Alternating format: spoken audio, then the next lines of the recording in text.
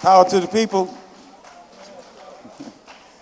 I'm a discussant, and what that means is, at least the way I interpret it, is that I'm not going to put forward my own views and champion them, although it may happen that some of them leak through. But it's just a mistake, just an accident, they're just leaking through. And I'm supposed to draw out, deepen the discussion that's already been underway. And I assume that means making some observations, if you will allow me first. I've been listening, and I've been hearing a lot of citations and putting forward of broad policies on what we do to corporations and banks and such that people on the left should unite behind. But I'm not really hearing a connection between black liberation and left unity. How specifically do leftists who are not black or not in black organizations deal with the black side of this movement?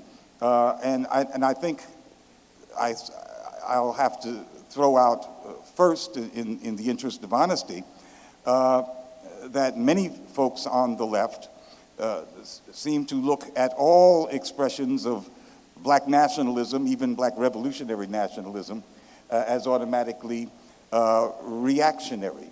And so I suppose that if we're going to talk about left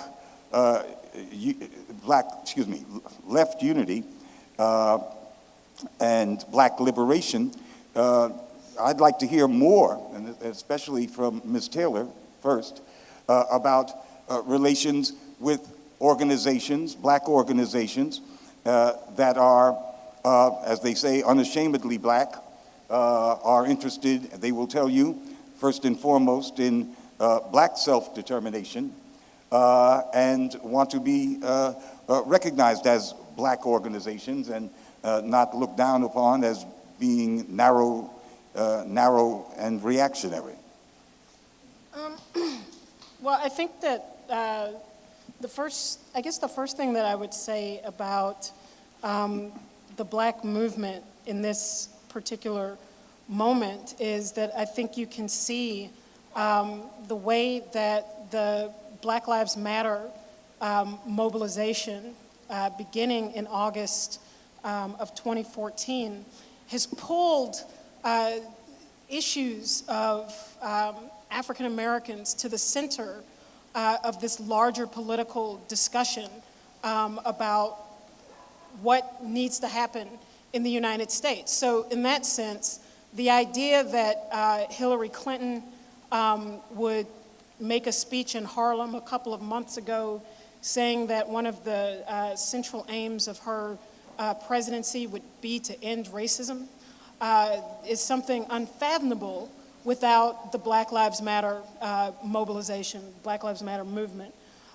Even the way, if I don't know if people have seen Bernie Sanders' racial justice platform, but it's probably unprecedented for a mainstream, even running as a socialist, a Democratic candidate, running for president, and that is the impact of the Black Lives Matter movement. And I think that it says something about the centrality of the question of race in politics in the United States, even when there is a reluctance to seriously address the issue, which I think we can say with the Clinton campaign.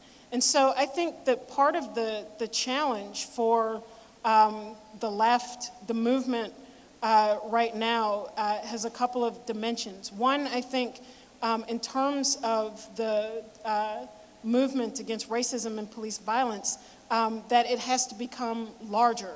That what we are seeing now in some ways is the resilience of the political establishment to really protect and codify its approach to policing, which is to say that while they will quickly get rid of the most egregious, visible people caught on tape, there's no actual commitment to change the nature of policing, and there really can't be, because brutal, racist policing is absolutely fundamental to the United States order, especially when there is no commitment to invest in the public infrastructure. And so, as I said in my talk, policing becomes the public policy of last resort to hem the crisis in, to not actually address it. And so it means that the movement actually has to shift and change its tactics, its strategy and tactics, and part of that means getting larger. And what does that mean? It means making strategic alliances and connections with other people who endure state violence and terrorism, whether that is the immigrant rights movement, organization and activism around the undocumented, whether it is connecting with the organizations that are engaged in political activism against Islamophobia, but it also means making connections where it is possible with the labor movement. I think that the demonstration, the illegal strike on April 1st in Chicago was very instructive about how labor could actually connect with social struggles on the ground in Chicago, both in terms of addressing the fiscal crisis in that city brought on by the Emanuel administration locally and the Rauner administration in the State House, but also it provided a model for how to confront the Trump phenomenon when they drove Donald Trump off of the streets of Chicago several weeks earlier. Which is to say that I think that there are many avenues and entry points into connecting with the movement against racism and police violence, but that has very quickly generalized into other areas, which I think then at least begins to bring the forces together to engage in a discussion about what Black liberation means and what we mean when we talk about how to get free. Whether or not that is a project that Black people can engage in alone, whether or not that requires having other allies and people involved in that process, and if so, what are the means by which that actually happens. So that, I think, at least in some of my thinking, is how we bring that into some of these discussions.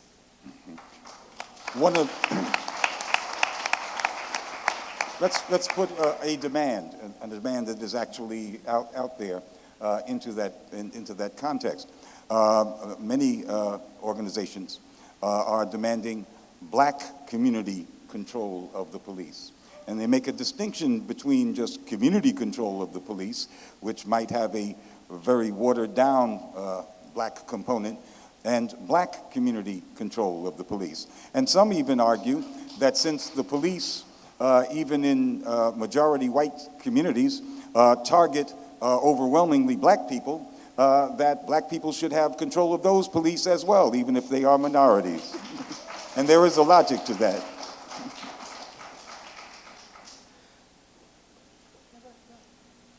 Well, I think there are two things with that, because on the one hand, it sounds right. It sounds like something that we can argue for tangibly, and on the other hand, it's completely unrealistic. The one is that when we talk about Black community control of the police, what Black people in the community are we talking about? Because in Chicago, for example, we have the half of the Black African Americans who are on the city council, certainly enthusiastically back brutal and racist policing, because they too have no solutions to what is happening in the areas that they represent. And so they are just as reliant on the police to keep things in check as anyone else. We have a Black police chief and so is he going to be a part of the black community control? So I think that we have to look seriously at what is meant by the black community, who is the black community, and thus what is then meant by black community control. And then on the other hand, we have to be serious about what the role the police play in this society. The police are an invasive species that are unleashed to basically are unleashed by the capitalist class to maintain social control, to keep control, and to maintain the disorder that is this society. And so you can't just simply change the character of that by changing who is in control of the police. If we want to talk about issues of crime, which are certainly important issues in the lives of working class black people, then we have to talk about why crime exists, which crime is a product of social inequality and poverty in this country.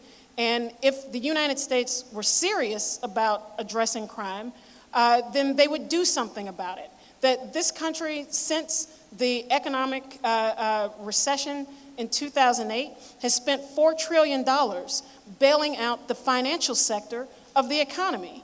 If the United States spent a fraction of that to address issues of poverty and social inequality in working class communities across this country, crime would no longer be an issue, and we wouldn't be talking about community control of the police or any other control of the police. We could talk about getting rid of the police.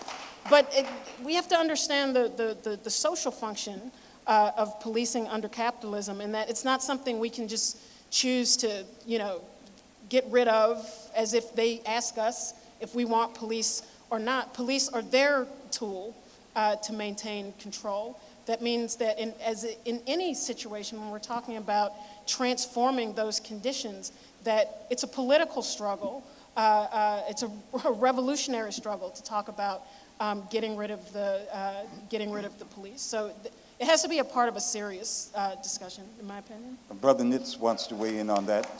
Go ahead. Yeah, I just wanted to solidarize with what Keeanga said, and also maybe, You can come up here.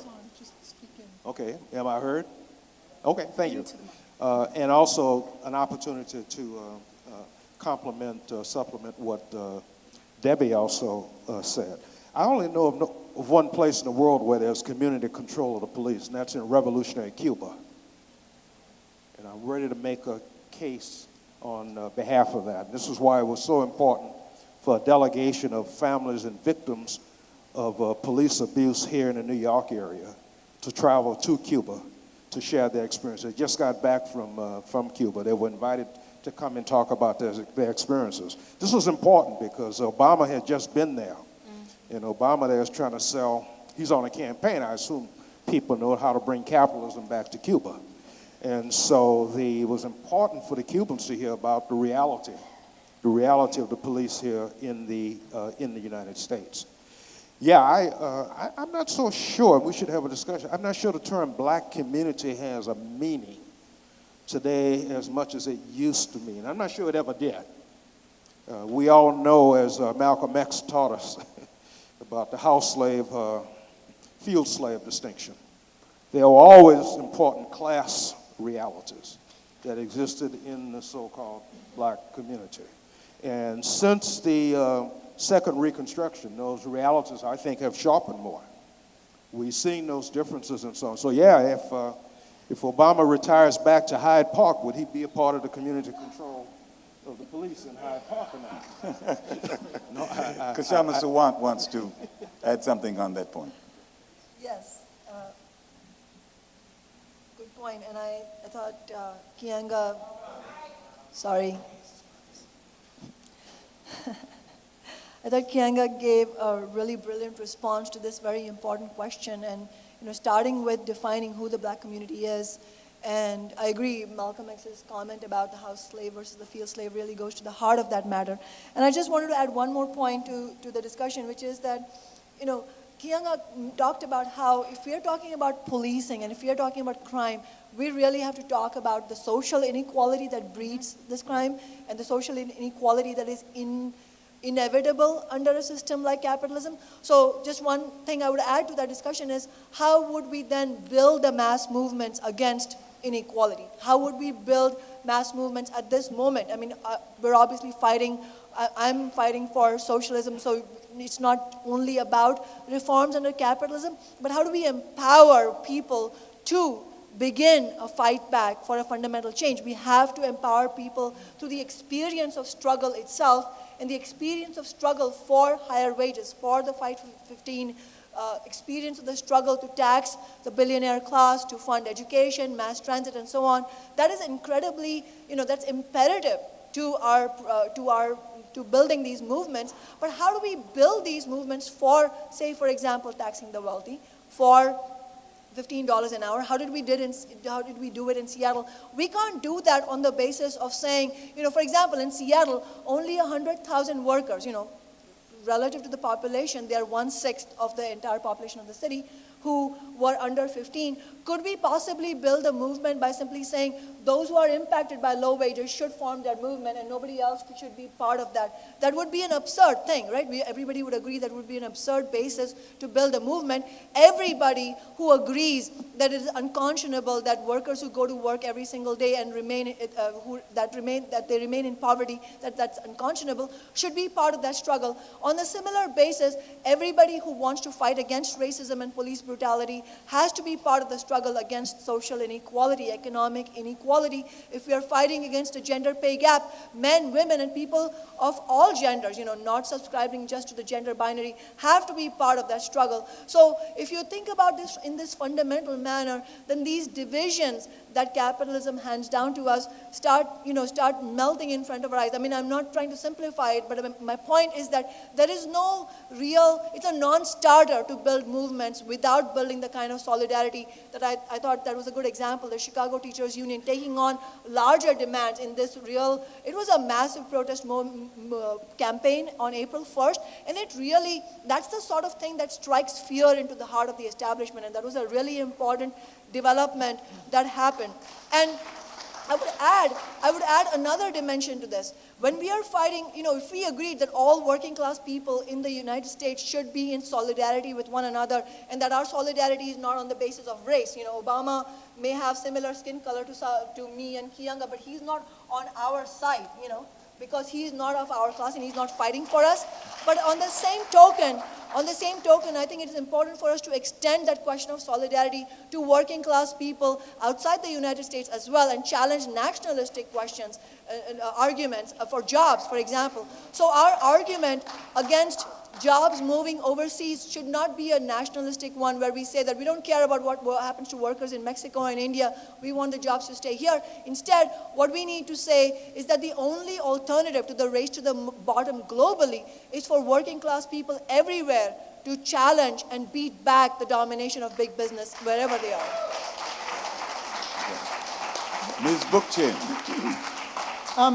I think that there's actually a lot of agreement here in terms of issues like organization, and I really especially appreciated what Kshama said about organization and how important that was in Seattle and how critical it is to really build organizations. At the same time, I think that, when August talked about divisions within the working class, the reason that I'm emphasizing the municipal level is that I really think it's time for us to go beyond this idea of the proletariat as a hegemonic class. I think we have to address people as citizens, as people, not as plumbers and teachers and nurses, but as citizens in communities who have shared interests, who care about the air, the quality, and the water, and whether their kids are being poisoned, and whether their kids are being shot in the street. And I think that is one level of organization that's been neglected, and that by empowering people on the community level, and I fully endorse running candidates on the community level, but candidates who are not representatives but rather delegates who stand with people who have adopted a common set of values and charters, and that the only way to address this issue of the police state is to destroy the nation state.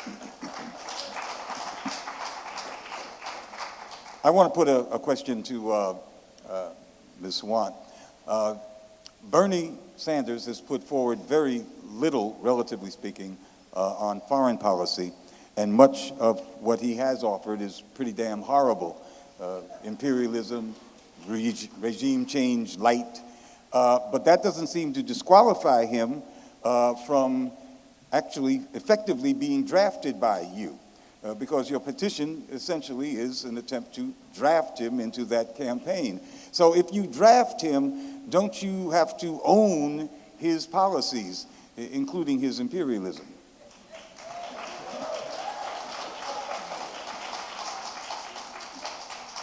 It is true that Bernie Sanders' platform and also his record on foreign policy is not exactly what Socialist Alternative would recommend, and what the record that we would have. Had one of us been in the Senate for 30 years, we would have had a different slightly different voting record.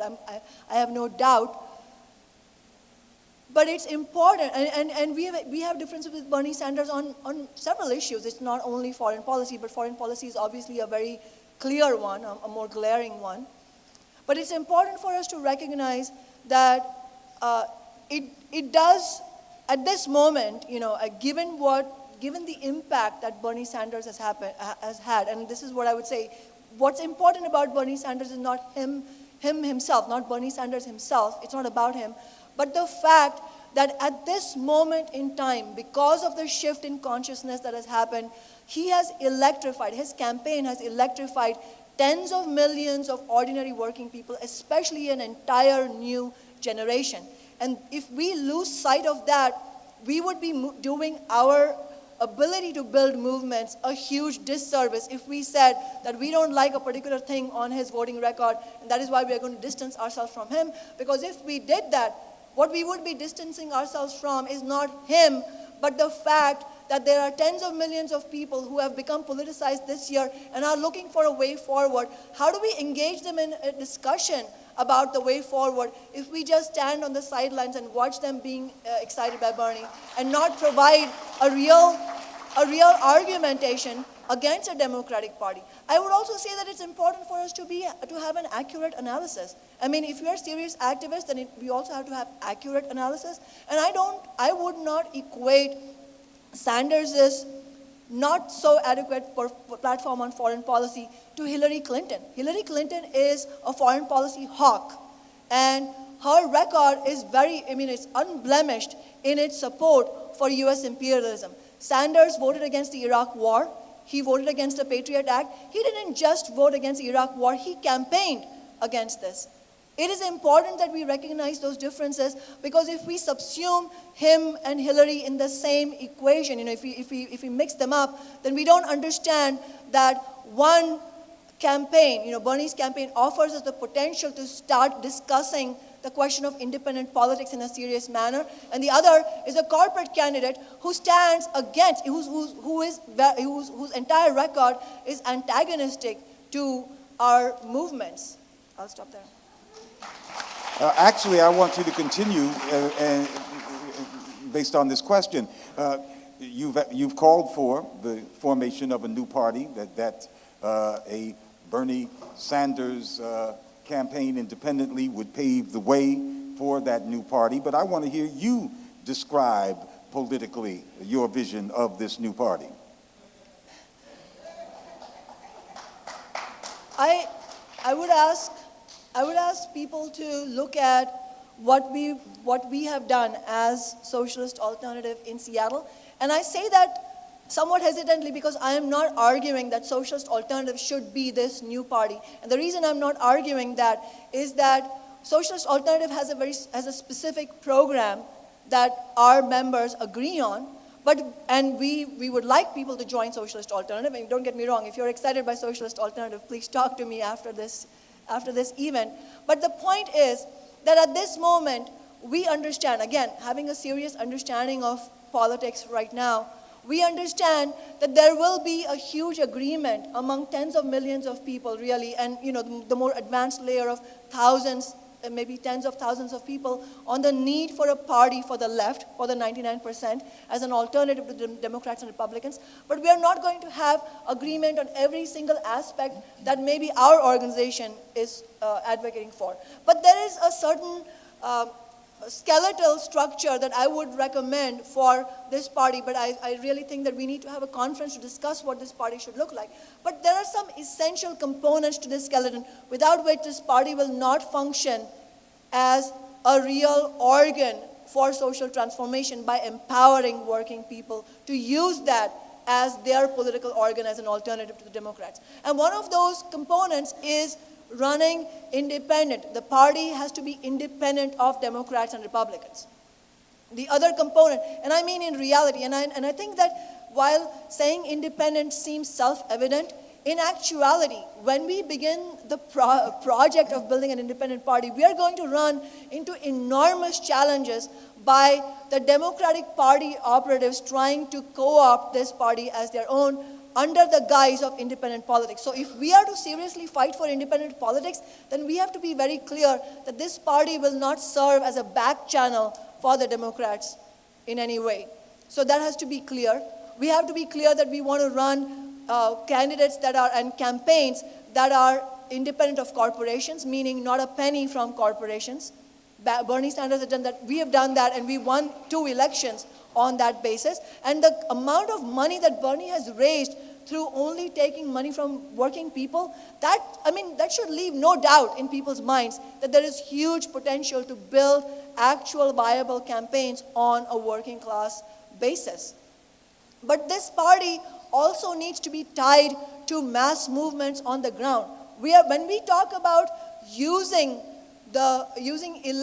electoral campaigns as a tool, we're doing just that. We're saying just that. We're fighting to have independent working class candidates stand for electoral office does not make the approach electoralist.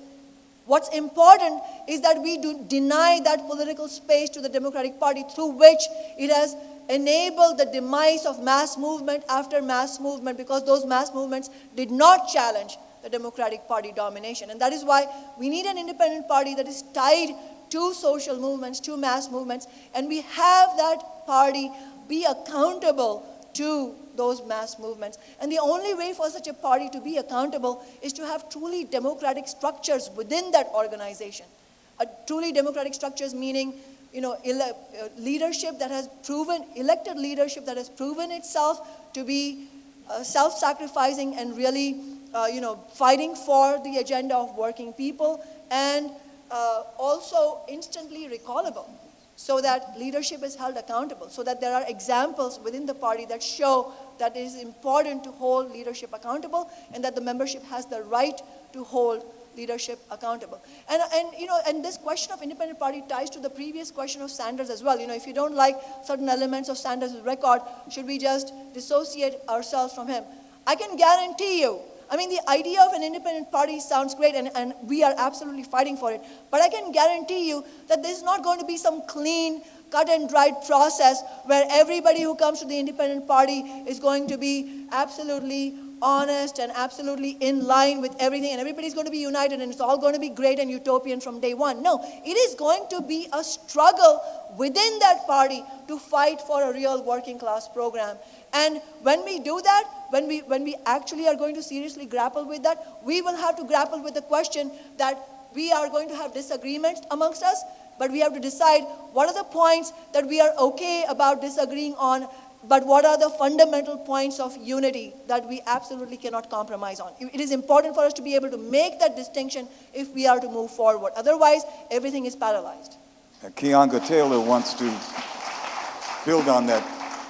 Yeah, I just wanted to make a couple of points, and I think that the number one challenge for the development of an independent left in this country over the last several decades has been an inability to be independent from the Democratic Party. And so it creates a problem in the sense that the Sanders campaign has certainly tapped into deep wells of anger and bitterness that exist in this country from the growing issues of inequality, be they racial inequality, be they economic inequality, but the reality that inequality is running unchecked in multiple ways in this country. At the same time, there is an issue that Bernie Sanders is running in the Democratic Party because it replicates the political cul-de-sac that the left has been stuck in for several decades. And so part of the problem is it's almost on a very basic level confusing to say that we should campaign for Bernie, we should door knock for Bernie, we should telephone for Bernie, we should fundraise for Bernie. Bernie's a Democrat, but at the end of the day, we don't support Bernie because he's in the Democratic Party, and we should create some sort of independent initiative. It's a very almost unwieldy position to have, this worked out critique of the Democratic Party that has all these caveats for supporting Bernie Sanders, but at the end of the day, we talk about the need to develop an independent left. And so I think that the potential for disorientation then around what our actual position around the Democratic Party becomes quite palpable.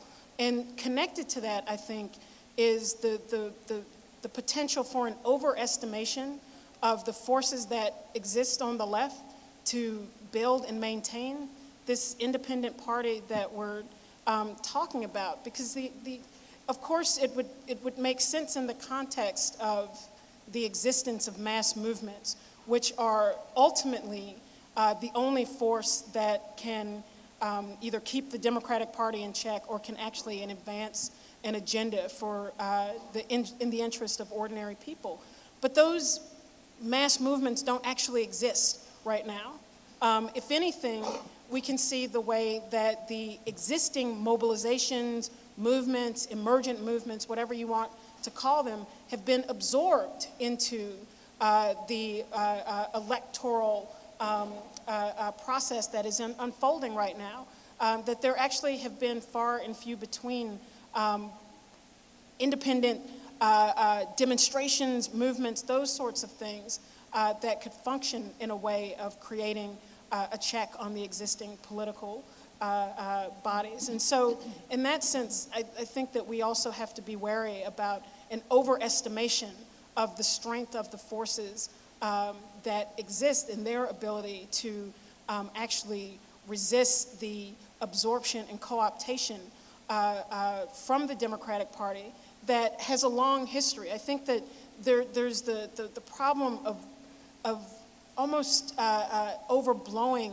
this particular political moment. The Democratic Party has survived challenges from its left in the 1930s. It has survived challenges to its left in the 1960s.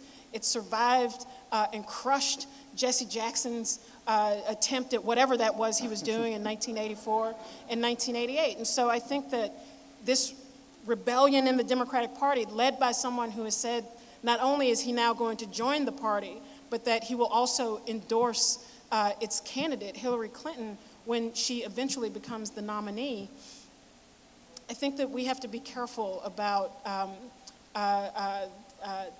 exaggerating the extent to which this is the crisis that will ultimately unravel the Democratic Party, and not the actual potential for the Democratic Party to absorb, co-opt the left forces that are existing on its fringe right now. I know Ms. Sawant seems like she wants to say something, but Brother Nimtz is anxious as well.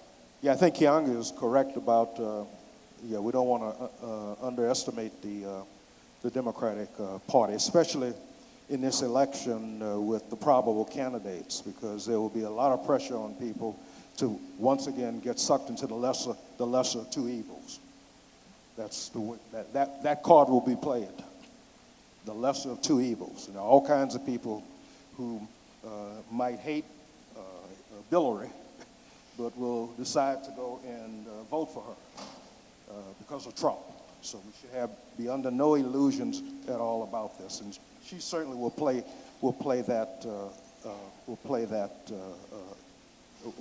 card. So it's yeah, we don't want to underestimate this moment. There was something else I wanted to mention too. Yeah, there was something else I wanted to mention. I forgot what I want to say, but I'll come back. Yeah, but I got a question for you anyway. Can I quickly respond? Okay. Oh, I know what I want. Can I show you? Go ahead. Yeah, on the question of independent working class parties, again, we have 125 years of independent working class political parties. The Social Democrats. It's a Social Democrats party. And 102 years ago, we saw the betrayal. And I'm referring to the vote in August of 1914 to fund the First World War. That was the betrayal. That's what independent working class political parties did 102 years ago. And now we have to come to grips with that. So there can't be just independent working class political parties. It has to be something else. And the problem and analysis I subscribed to by Lenin was that these independent working class political parties got sucked into the parliamentary process. It became an end in itself. And rather than use the parliamentary process to organize the working class, to actually take power, the longer they stayed in the parliamentary process, the more and more they became housebroken. The more they became housebroken. And unless you have a perspective, this will happen again. Again, think about what's happening in the world in which we live today. What's going on in Brazil at this moment. This is what happened. So we have 120 years of social democracy, the betrayals of social democracy. Ms. Bookchin. Thank you. I just want to follow up and agreeing with in agreement with what August is saying, and I think that there are also very recent examples of the problem of putting our faith in parliamentary politics and representative leaders, and which is why I keep coming back to this issue of working on the local level. I lived in Germany in 1984 and 85, and I watched the complete collapse of the German Green Party, which started out as the anti-party party in 1980 with a fabulous radical program based on ecology and direct democracy and social justice and all the good things that we all believe that we should see in a socialist party. And 20 years later, you had them in collaboration in government with the Social Democrats, and Joschka Fischer was the foreign minister, and it was just and now we have Angela Merkel. So I think that if we really want to talk about how we're going to create some kind of enduring political change, we have to get people on the local level to become invested in the concept of politics, of self-rule, of the exact inspiration that people felt during Occupy.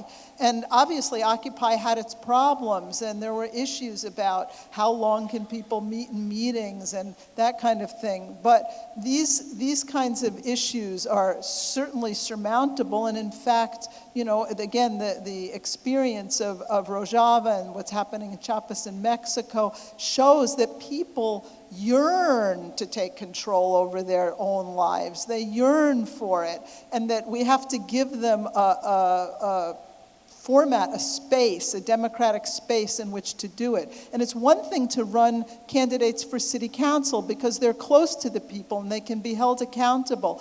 But once you start running candidates for governor and for president, you're inevitably going to be disappointed. And the problem is with the whole political structure. It's a state structure, it's hierarchical, and it takes power away from people. That is its design. That is what it does.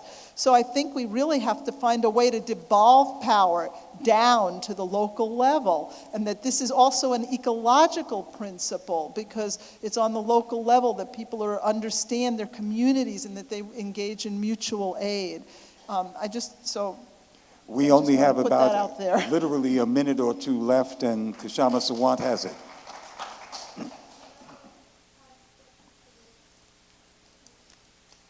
Out of time, got to get out the building.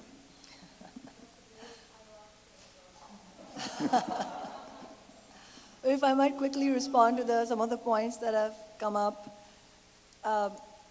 It's true, everything that my fellow panelists have talked about, the defeats of the past, the betrayals of social democracy, all of that is true, but we are still living in the system of capitalism, and the left if we are the left, then we have a duty to show a way forward, and it would be a profound abdication of responsibility if we refuse to engage in struggles today because there were defeats in the past.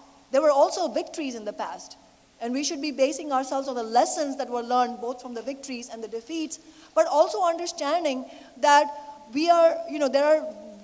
there are differences between the past period and this period, and we cannot translate the events that happened in the past simply as a carbon copy for this period. We absolutely need to fight today. And I think, just to turn the abstract into the concrete, I strongly feel that it was a huge lost opportunity for the left to have disengaged itself from the Sanders campaign, losing an opportunity to talk about genuine socialist ideas and the need for independence from the Democratic Party to millions of people. As far as I know, Socialist Alternative was the only force on the left that supported the Sanders campaign through our movement for Bernie tactic, did not subsume itself into the Democratic Party run of Bernie Sanders, being openly critical of his foreign policy and other aspects, and the fact that he chose to run as a Democrat, but choosing not to stand on the sidelines while millions of people were getting electrified. I think that was a very important choice to have been made by the entire left, and this should be a lesson to us that we cannot, if we are the left, then it's our job to show a direction to movements and to understand that movements just do not develop in a political vacuum. They develop when people are thinking actively about ideas and about strategies and about tactics. And there is never going to be a perfect and pure moment when it will be okay for the left to step in. It will always be messy, it will always be difficult, it will always be complicated. In fact, it will be far more complicated in a more advanced stage of movements than it is now. I would say that this is actually much simpler compared to the difficulties we will have in the future, but we have to prepare ourselves. But we cannot prepare ourselves in a textbook or theoretical way. We have to engage in the real struggle, have conversations with people, have also conversations with people who are supporting Trump and understand what is driving them, and really build a basis for independent politics, and in order to succeed, avoid making mistakes and really have a serious approach. And the other last thing I would say is that this question of horizontalism and self-rule. I mean, self-rule in what context? Self-rule in the context that the entirety of power and wealth resides in the hands of the global capitalist class? How can we have self-rule without challenging the power of the capitalist class? And how can we challenge the power of the capitalist class without challenging the organs that they use to oppress and repress change, namely their political parties? We cannot have a prospect of challenging the elite, challenging the ruling class, unless we challenge the structures that they use in order to keep movements at bay. And that is why I think it is for us, if we have to have a serious approach, understand that we cannot build movements in a political vacuum. These movements have to talk about actual political power. And the concrete example I will give you of why this is necessary is the question of climate change. Look at the amazing consensus that exists in society among working people about the need to move away from fossil fuels. Look at the kind of organizing that went into the presence of activists at Copenhagen. Look at the People's Climate March we had right here in Manhattan 2 years ago, where 500,000 people came and spoke out and marched against it. And there has been no change and no movement whatsoever from big oil to shift from fossil fuels to renewable clean energy. And still today, this year, we are going to have to struggle with people who are going to still support Hillary because they don't see another way out, a candidate of fracking. How are we going to come out of this stranglehold unless we build our movements, but with an understanding that unless we challenge this Democratic Party structure, we have no hope really of making sure that we start building power to actually move to a society free from climate change and really a society that delivers higher living standards for everybody.